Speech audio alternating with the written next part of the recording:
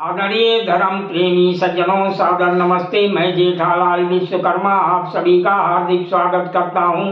महाभारत के 12वें अध्याय आदि पर्व की कथा सुनाते हुए महर्षि वैशंपायन जी कहते हैं, हे राजन जन्मेजय जी, एक दिन की बात है। चैत्र और वैशाख के महीनों की संधि के समय में संपूर्ण वन अनेक प्रकार के सुंदर पुष्पों से अलंकृत हो अपनी अनुपम शोभा से समस्त प्राणियों को मोहित कर रहा था।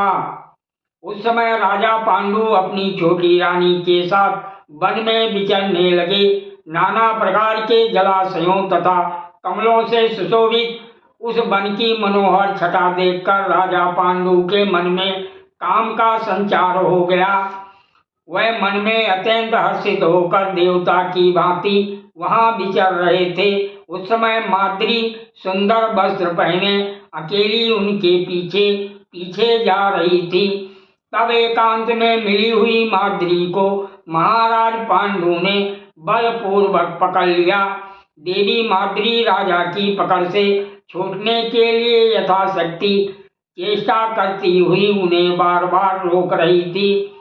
कुरुकुल को आनंदित करने वाले परम धर्मात्मा महाराज पांडु इस प्रकार अपनी धर्मपत्नी माद्री से समागम करके काल के ग्रास बन गए। तब माद्री राजा के शव से लिपटकर बार बार अत्यंत करुणाजनक शब्दों में विलाप करने लगी। इतने में ही पुत्रों सहित कुंती और दोनों पांडु नंदन माद्री कुमार एक साथ उस स्थान पर आ पहुंचे जहां राजा पांडु मृत अवस्था में पड़े थे। पांडु और माद्री को धरती पर पड़े हुए देख कुंती के संपूर्ण शरीर में शोकाग्नि व्याप्त हो गई और वो अत्यंत दुखी होकर विलाप करने लगी। कुंती बोली, मैं मृत्यु के पास में पड़े हुए अपने स्वामी का अनुगमन करूंगी।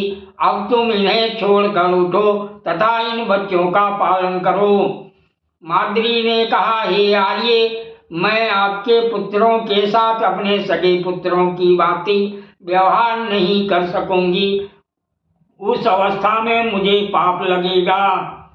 अतः आप ही जीवित रहकर मेरे पुत्रों का भी अपने पुत्रों के समान ही पालन कीजिएगा। इसके सिवा ये महाराज मेरी ही कामना रखकर मृत्यु के अधीन हुए हैं। मेरे इस शरीर को महाराज के शरीर के साथ ही भली बात ढककर दर्द कर दें। हे आर्य, आप मेरा ये प्रिय कार्य करें। मेरे पुत्रों का हित चाहती हुई आप सावधान रहकर उनका पालन पोषण करती रहें। इसके सिवा दूसरी कोई बात मुझे आपसे कहने योग्य नहीं जान पड़ती। महर्षि वैशंपायन जी कहते हैं, हे राजन जन्मेजय जी, कुंती से ये कहकर पांडु की यशस्विनी धर्म पत्नी माद्री चिता अग्नि पर रखे हुए अपने पति नरश्रेष्ठ पांडु के शव के साथ स्वयं भी चिता पर जा बैठी। उधर राजा पांडु की मृत्यु हुई देख वहां रहने वाले देवताओं के समान तेजस्वी सभी मर्तंग महर्षियों ने आपस में विचार विमर्श किया। तपस्वी बोले, महान यशस्वी महात्मा राजा पांडु अपना राज तथा राष्ट्र छोड़कर इस स्थान पर तपस्या करते हुए तपस्वी मुनियों की शरण में रहते थे। वह राजा पांडु अपनी पत्नी और नवजात पुत्रों को आप लोगों के पास धरोहर रखकर यहाँ से स्वर्गलोक चले गए। उनके इन पुत्रों को पांडु एवं माद्री के शरीर की अस्थियों को तथा उन महामना नरेश की महारानी कुंती को लेकर हम लोग उनकी राजधानी में चलें। इस समय हमारे लिए यही धर्म प्रतीत होता है।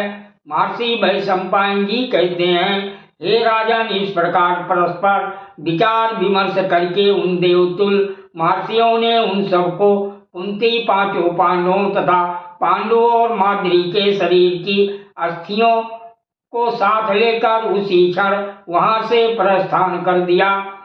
नगर में पहुंचकर तपस्वी मुनियों ने द्वारपाल से कहा, राजा को हमारे आने की सूचना दो। द्वारपाल ने सभा में जाकर क्षण भर में उनके आगमन का समाचार दे दिया। हे राजन, भीष्म जी ने पाद अर्घ आदि द्वारा उन सब महर्षियों का यथाउचित आदर सत्कार करके उन्हें अपने राज तथा राष्ट्र का कुशल समाचार निवेदन किया। तब उन महर्षियों में जो सबसे अधिक वृद्ध थे वह जटा और मृगचर्म धारण करने वाले मुनि अन्य सब ऋषियों की अनुमति लेकर इस प्रकार बोले।